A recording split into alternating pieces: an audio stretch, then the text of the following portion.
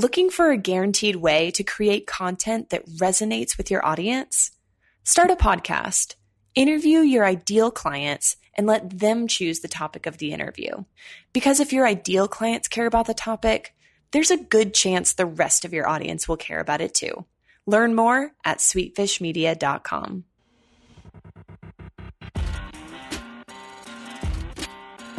You're listening to the B2B Growth Show, a podcast dedicated to helping B2B executives achieve explosive growth.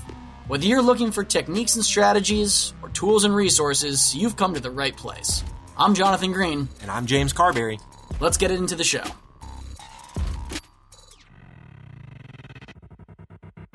Welcome back to the B2B Growth Show. This episode is sponsored by Directive Consulting, the B2B search marketing agency.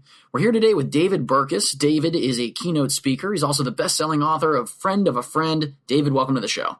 Oh, thank you so much for having me. It's a pleasure to have you on the show. We are going to be talking about, and one of the things that we put a premium on, not only on this show, of course, but in our own business, is that relationships make business better. So today's topic is going to be the 4 things that you're actually doing wrong when creating business relationships. So I think it's a fascinating topic. But of course, before we get into that, David, maybe you can tell us a little about what you and your team are up to these days. Yeah. So I am, I jokingly refer to myself as a recovering academic. So I went to graduate school, was a professor, still technically have a professor appointment, though I only teach about one class a year.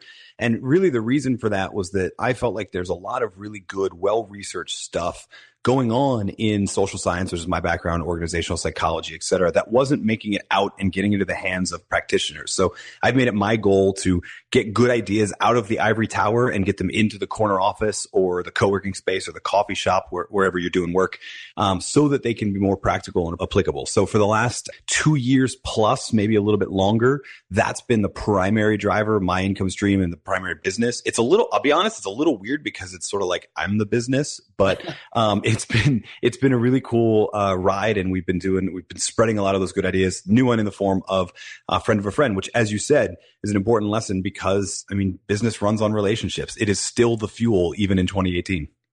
Yeah. The way in which we have communicated and are able to communicate obviously has changed dramatically. So you have to stay current, you have to stay relevant, you have to be able to adapt to the way that people are communicating. But at the end of the day, those relationships are so important. However you are creating them, establishing them, and adding value to those relationships. One of the big cornerstones of the keystones that we talk about here is add value first. And I think for a real relationship, that's one thing that we always keep at the front of our mind. So I love the fact that we've got you on the show, that we're going to be talking about it. You're obviously an expert in this field.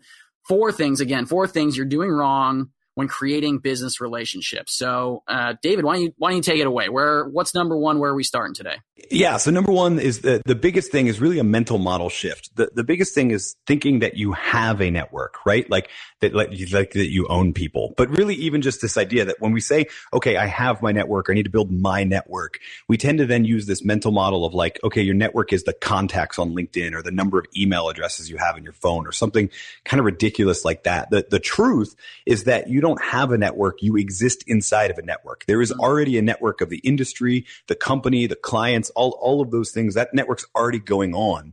Your job isn't to just run up the numbers on your contacts. Your job is to figure out where you are in that network, who you need to meet, who's connected to who, and what the best way to navigate it is.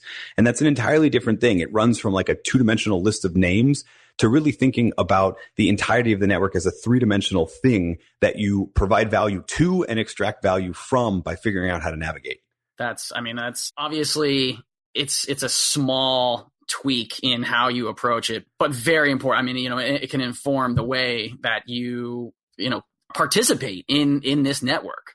No, exactly right. The mental model you use to sort of describe it affects how you're going to treat it. And so when I say that I have a network, I'm thinking about it like that contacts app. I'm thinking about what it can get for me. If I say that I exist inside of a network, I'm thinking about you said it earlier too. I'm thinking about how am I providing value to that network, but I'm also thinking about who is interconnected to who, how far away certain contacts are because some are close and some are far, et cetera. I'm thinking about all of these different dynamics that really don't get represented by just scrolling through your address book app on your phone. Mm-hmm. Yeah. Now, do you have a couple of one or two pieces of advice that, as people are trying to reframe the way in which they think about the network that they're a part of, are there a couple of quick and easy things that people can do just to get in the habit? So I guess the biggest thing would be to actually start getting a read on it. Now here's what I think is interesting when you're actually starting to get a read on it. Most of us do this in our personal lives. Like if you think about your friends, you know who's a close friend and who's a faraway friend, who's connected to, all of that sort of richness of your friendship network. And then, I don't know, because maybe the default in LinkedIn is just name, company name, and email or whatever. You don't think about that richness ahead of time. So it's really just that reminder. Like this is why we called the book Friend of a Friend, not Business Contact of a Business Contact. It's really just a reminder that all of those names are actual people and they have relationships too. And your job is to sort of figure out the entire complex picture rather than that. So if we want to say there's a trigger, right? Like whenever you're scrolling through your phone, start thinking about who do I know on this that's connected to who? That's at least going to add like 2.1 dimensions. We want to get to the point where there's a 3-dimensional image in our mind when we think about our network. Yeah, that's perfect. Okay, so, speaking of, you had just mentioned, your close personal friends. Point number 2, we were going to be talking about that. Only tapping into your close network is also wrong. Let's expand on that.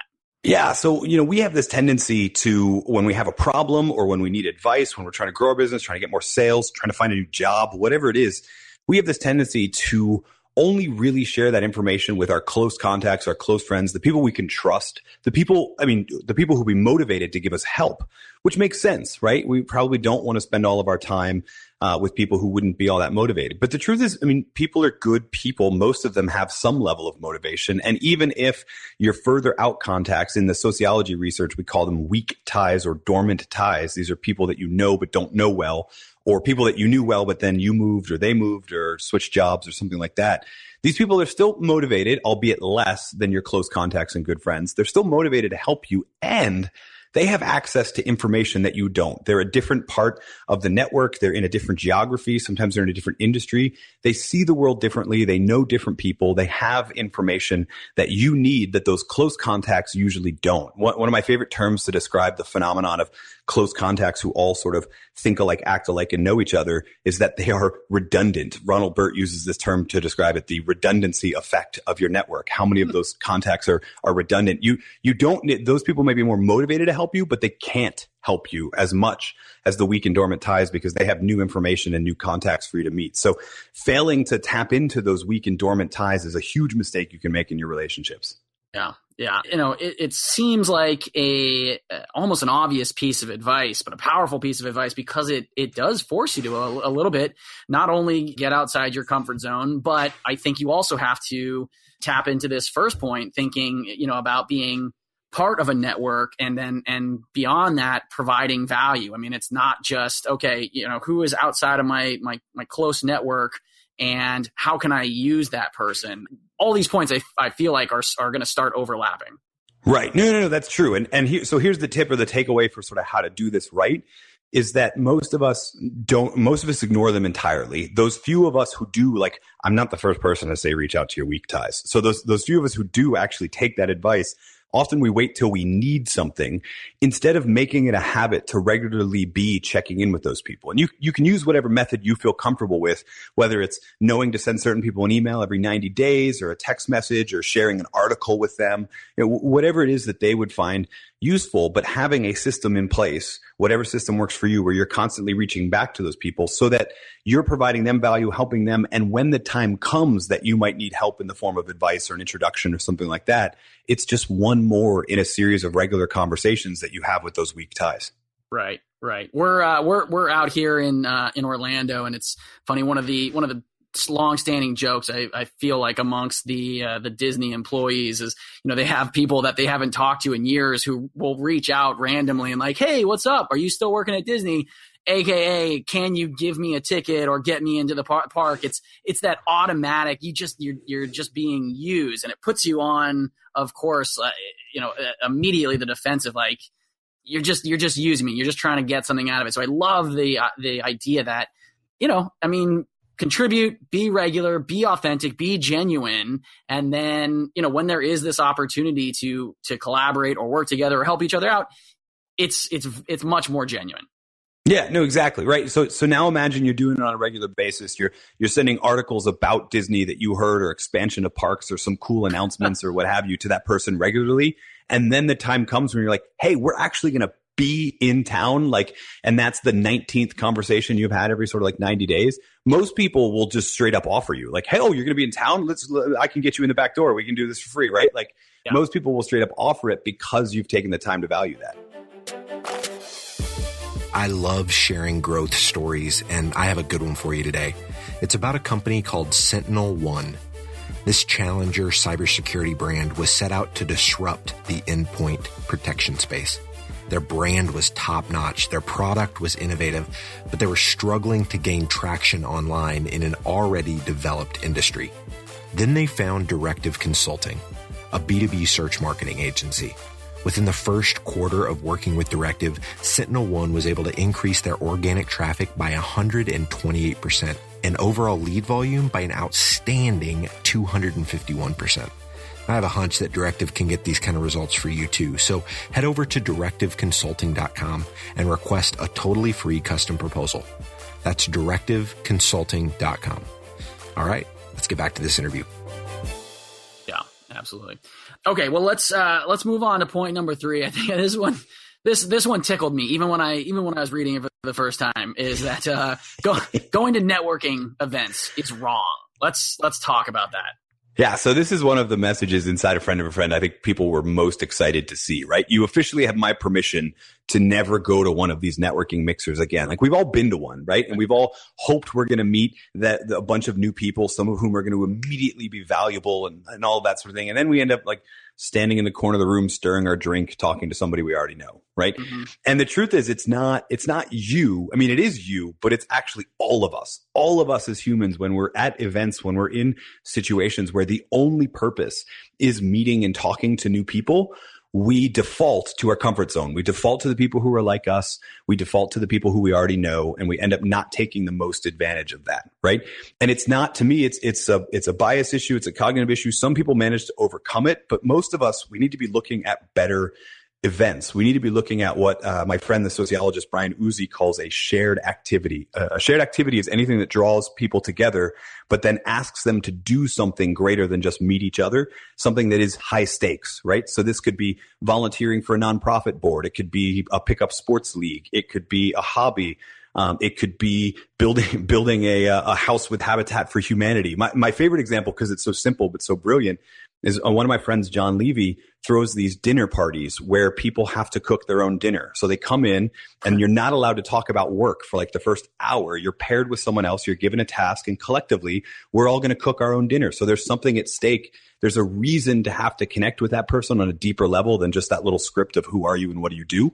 And because of that, people leave the dinner more connected than if they had spent the same amount of time just sitting around the table talking about who they are and what they do. So these shared activities are a far more valuable use of time and a way better way to get some diversity in your network.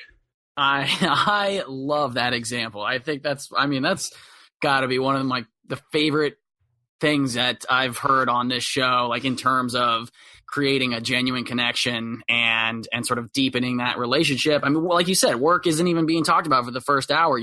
You're invested together. I love that. Yeah. I mean, people are, we know, because we know this in our friend life, people are multifaceted, complex individuals. When you boil it down to so what do you do? Here's what I do. That's one dimension. You're just not going to get to know people on the level that you really should in order to create value, which is that multifaceted level. You're only going to do that if you're ignoring the what do you do chat for a time, and if you're focused on doing something that's high stakes, that's drawing you to having to get to know that person, right? Because if you don't, then you're not going to work well together and the dinner's going to suck. You focused on something more high stakes than that. You end up building that deeper relationship because it's multifaceted and because it's focused on something bigger than either of you. Yep. It's perfect. Makes a lot of sense. I love it. Point number 4, and I think we're probably going to overlap again a little bit with this idea that you had mentioned earlier of redundancy. So what's number 4? What's the 4th thing that you're doing wrong? Yeah. So point number 4 is exactly that. It's the redundancy piece. We all know that we need to be surrounded not by like-minded people, but by a diverse set of people. Point number 4 is that surrounding yourself with those people is wrong. You know that's true, but you're doing it more often than you think, really. So what happens is in sociology, they use this term called homophily, love of same. And one of the things they find is that there is that initial push to be around people who look like us, think like us, act like us, have the same shared work history as us. There's that small initial push, but over time, what happens is if you're just focused on meeting as many people as you can, if you're using that mental model of the contacts app versus the whole network, then all of the people you're being introduced to are also self-similar. They're also like the people who are like you, who happen to be like you. So it's almost like the lack of diversity is a network effect if you're not doing it deliberately. If you're not deliberately paying attention to the people around you who's too similar, you're not getting the information that you need. So the takeaway here is really to be deliberate about where you go to search out new connections. I coach a lot of people to ask the question, who do you know in blank? With blank being that industry, that sector, that ideology, that ethnicity, whatever it is that you don't have enough diversity in your network of. You can't just ask all the people that are currently in your network for introductions because they're going to serve you people that are similar to you. You have to ask them proactively, who do you know in blank, with blank being that those groups of people that you need to get to know more of. And then that'll trigger their mind to think a little bit more broadly and introduce you to some of those folks that you're missing in your network. Yeah, I love that. David, one of the things that we've been really enjoying, especially in 2018, is asking our guests. They're industry leaders. They've started businesses. They're much like you. They're speakers and authors. These are people that are very forward thinking. One of the questions we love to ask, and David, I'm going to ask you, what is the kind of legacy that you are hoping to leave behind, whether that is personally, professionally, or even a combination of the two? Yeah, I mean, on a personal note, I have two boys. They're 6 and they're 4, and I'm a husband. And my bar has gotten consistently lower over time because I've seen how hard it is to just know that, okay, at the end of my life, if those 3 people think I'm a good person, then that's the legacy I want to leave behind. That's difficult enough. Professionally, I mentioned that thing about getting ideas out of the ivory tower and into the corner office. That's really what I would love to be known as when people think about my writing, my work, my speaking, the courses that I build, all of that sort of stuff. I'd love them to go wow, that was really helpful because it helped me figure out this complex idea. It helped me put a handle on it and learn how to use it properly like a tool. So that would be the big professional legacy. That said, I'm spending most of my time on that personal one. That's hard enough. It is. It does take a lot of, you have to be very deliberate about it. I mean, it's something that you have to constantly be fueling. And so it's not necessarily a destination. It is definitely a bit of a journey. So we've been talking to David Burkus, speaker, a best-selling author, a friend of a friend. He's been walking us through all these things that you're doing wrong when creating business relationships. David, if any of our listeners are interested in connecting with you after today's episode, they want to find out more about today's topic, they want to find out more about your book, or they like you just said, they want to maybe even connect with you to personally. What's the best way for them to go about doing that? Yeah. So the absolute best place to connect with me would be davidburkus.com, BURKUS.com. I mean, obviously I would hope you would type that name into Amazon and buy a copy of the book for you and all your friends and friends of friends. But truthfully, I care more about let's keep this conversation going. Let me know what was useful to you. Let me know what you can push back on. You go to davidburkus.com and every possible way you would want to connect, whether it's on social or email or whatever, is there, as well as some really cool resources, takeaways from the book that are yours free, whether you buy it or not. So davidburkus.com is definitely the place to go. That's fantastic. Well, David, you're definitely speaking my language just in terms of adding value, in terms of relationships. So, again, it really was a pleasure having you on the show. Thank you so much. Oh, again, thank you so much for having me. There are lots of ways to build a community, and we've chosen to build the B2B growth community through this podcast. But because of the way podcasts work, it's really hard to engage with our listeners. And without engagement, it's tough to build a great community. So here's what we've decided to do. We're organizing small dinners across the country with our listeners and guests. No sales pitches, no agenda, just great conversations with like-minded people. We'll talk business, we'll talk family, we'll talk goals and dreams. We'll build friendships. So if you'd like to be a part of a B2B growth dinner in a city near you, go to b2bgrowthdinners.com. That's b2bgrowthdinners.com.